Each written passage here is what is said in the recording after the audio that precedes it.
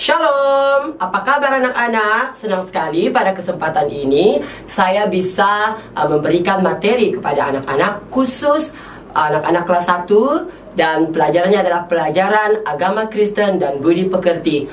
Pada kesempatan ini saya akan membahas pada pelajaran 11 untuk yang pertama, tentang aku menyayangi dan menolong teman. Saya percaya setiap kita Tuhan ciptakan memiliki teman.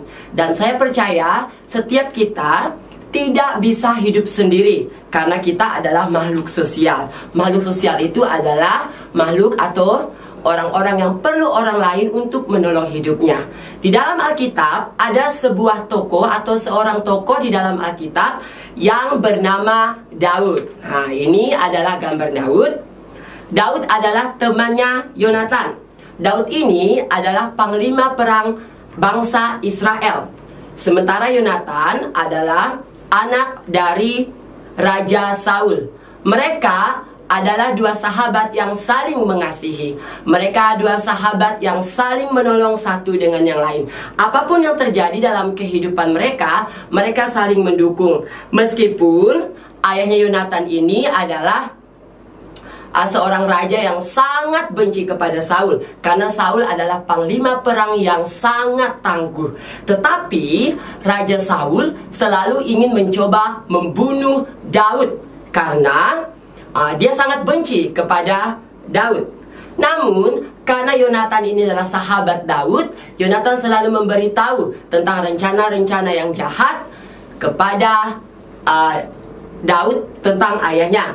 Nah, di dalam Matius pasal 22 ayat 39, di situ dikatakan, dan hukum yang kedua yang sama dengan itu ialah kasihilah sesamamu manusia seperti dirimu sendiri.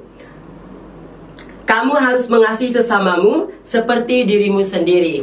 Jadi, teman itu adalah seseorang yang Tuhan titipkan kepada kita untuk dikasihi. Nah, anak-anak, kalian harus menjadi teman yang baik, harus menolong teman ketika mereka dalam kesusahan, ketika mereka perlu bantuan dimanapun. Ya, kita harus menolong, apalagi di dalam kelas. Anak-anak harus mempraktekkan kasih, harus tolong kawannya. Yaitu pelajaran yang bagian 11 ya, di bab 11. Kita lanjut pada pelajaran 12, hidup bersama. Ya, kita tadi saya katakan bahwa kita itu tidak bisa hidup sendiri. Kita perlu orang lain. Tetapi keunikan manusia diciptakan dengan beragam, dengan suku yang berbeda, bahasa yang berbeda, dari pulau yang berbeda, agama yang berbeda. Itu yang menjadikannya unik. Nah, sekarang saya kasih tahu dulu ya keunikan dari bangsa Indonesia. Ya, coba lihat di sini. Dari Pulau Sumatera kita punya suku Batak. Di Pulau Jawa ada suku Sunda, ada suku Jawa, ada suku Madura. Ya. Dan juga di Pulau Kalimantan kita punya suku Dayak dan suku Melayu. Di Pulau Sulawesi di sini ada suku Bugis dan juga suku Manado. Dan di Pulau Timur ada Ambon, ada suku Timur dari Kupang, dan juga yang paling ujung Indonesia, di situ boleh dilihat ada Pulau Papua. Jadi suku Papua adalah suku yang paling jauh ya. Oke, ada juga perbedaan manusia dari kegemarannya. Apa kegemarannya? Kita bisa lihat di sini. Yang pertama, kegemaran itu hobi ya anak-anak. Kesukaan kita, apa yang suka kita lakukan. Yang pertama, ada yang suka melukis, ada yang suka membaca, ada yang suka berlari, ada yang suka bercocok tanam di sini, ada yang suka menari, memasak, berenang, dan masih banyak lagi kegemaran-kegemaran yang bisa kita temui di sekitar kita. Itu yang menjadikan manusia itu unik, ya. Keunikan itu mengajarkan kepada kita untuk kita saling menghargai.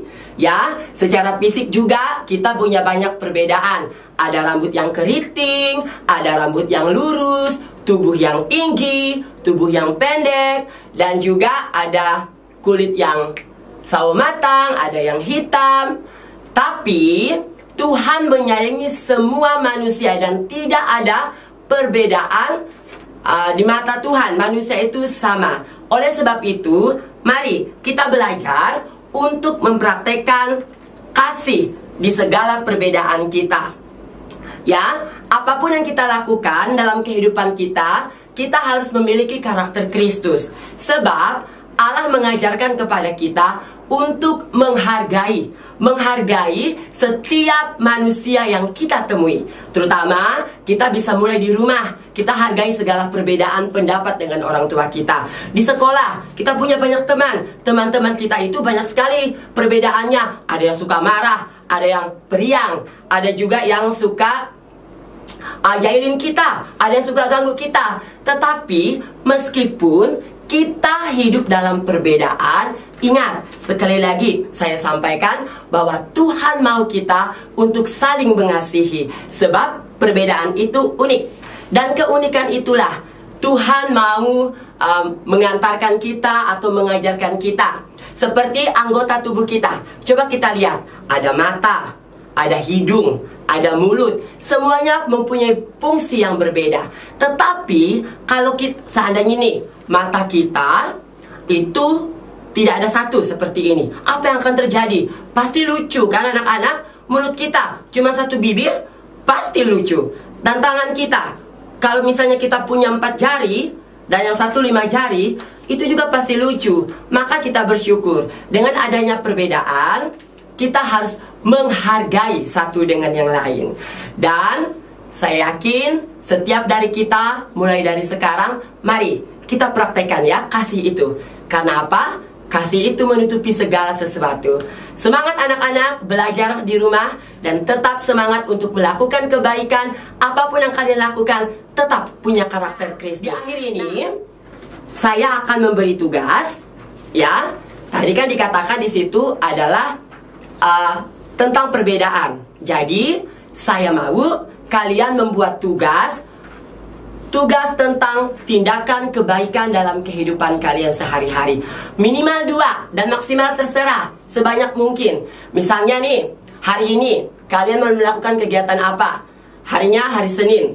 Kegiatan yang kalian lakukan apa? Misalnya saya bantu ibu saya mencuci piring. Kedua, saya menolong ayah mengangkat jemuran misalnya. Dan masih banyak lagi kalian bisa lakukan di rumah. Ingat ya, minimal 2, maksimal 5. Lakukan yang terbaik, karena saya percaya anak-anak Tuhan pasti melakukan yang terbaik. Terima kasih anak-anak. Semangat, semangat, cayo!